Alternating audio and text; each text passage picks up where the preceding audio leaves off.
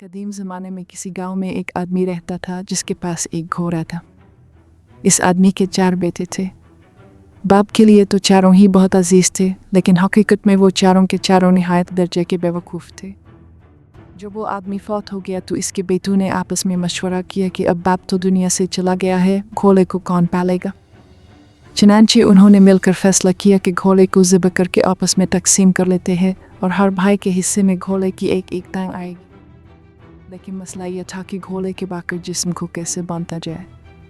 وہ سب گھوڑے کے پاس کھڑے یہی حساب کتاب لگا رہے تھے کہ اسی دوران ایک شخص وہاں سے گزرا۔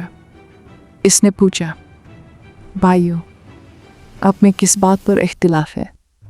شاید میں تمہاری مدد کر سکوں۔ چاروں میں سے ایک نے کہا، ہم 4 بھائی ہیں، اب ہی بتائیے کہ اس گھوڑے کو برابر کیسے تقسیم کریں۔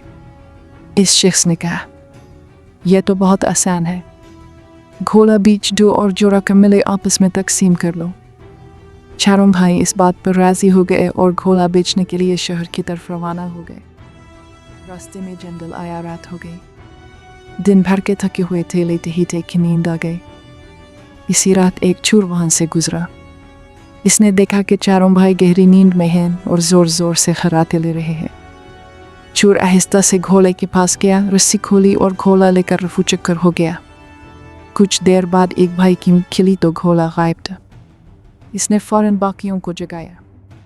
ایک بھائی نے انگڑائی لیتے ہوئے کہا، سو جاؤ، رمضان خان لے گیا ہوگا، صبح دیکھ لیں گے۔ صبح سب رمضان خان کو ڈھونڈنے نکلے۔ راستے میں اونٹ کے پاؤں کے نشان دیکھے۔ ایک بولا، یہ نر اونٹ ہے۔ دوسرا بولا، یہ ایک آنکھ سے اندھا ہے۔ تیسرا بولا، رسی توڑ کر بھاگا ہے۔ اتنے میں ایک شخص آیا اور پوچھا، کیا تم نے میرا اونٹ دیکھا ہے؟ بھائیوں نے ایک کر کے اس کی پوری تفصیل بتا دی، مگر آخر میں کہا، ہم نے اونٹ دیکھا ہی نہیں۔ وہ شخص شک میں پڑ گیا اور سب کو بادشاہ کے دربار میں لے گیا۔ اسی طرح کہانی آگے بڑھتی ہے۔ عورت کا واقعہ، رمضان خان، دربار، انار کا امتحان، بکریا، قبر، بوڑھی عورت اور آخرکار ان چاروں بھائیوں کو گھر سے نکال دیا جانا۔ آخرکار گھڑسوار ان چاروں کی حماقتوں سے تنگ آ کر انہیں ہمیشہ کے لیے اپنے گھر سے نکال دیتا ہے۔